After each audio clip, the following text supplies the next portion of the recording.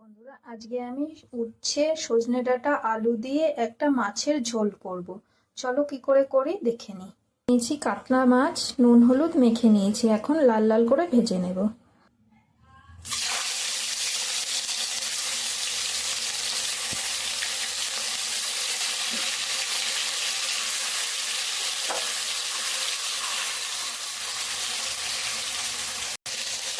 মাছটা লাল করে ভেজে নিয়েছি, এখন নামিয়ে নেব। ফোড়নে দিয়ে দেবো রাঁধুনি, আলু আর সজনের ডাঁটাটা দিয়ে দেবো।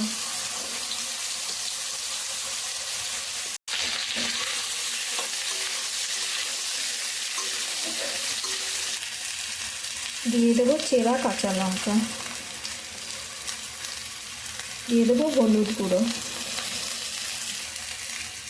দিয়ে দেবো টেস্ট হিসাবে নুন।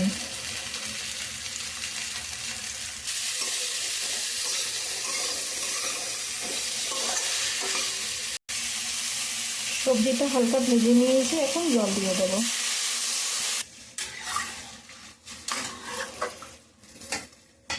ঢাকা দিয়ে হতে দেব। সবজিটা গলে গেলে উচ্ছেটা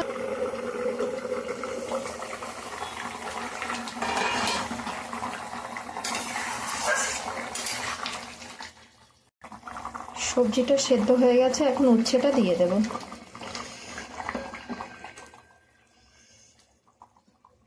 যারা তেতো খেতে ভালোবাসো তারা কিন্তু এই রেসিপিটা ট্রাই করতে পারো, খুব সুন্দর হয় কিন্তু এই গরমের সময় খেতে। ঢেকে আবার 5 মিনিট মতন হতে দেব।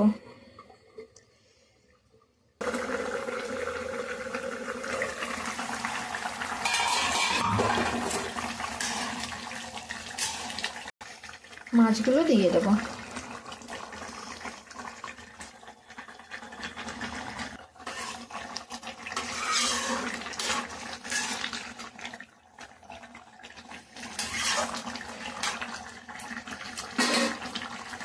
দু মিনিট মতন হতে দেব, ঢাকা দিয়ে দেব।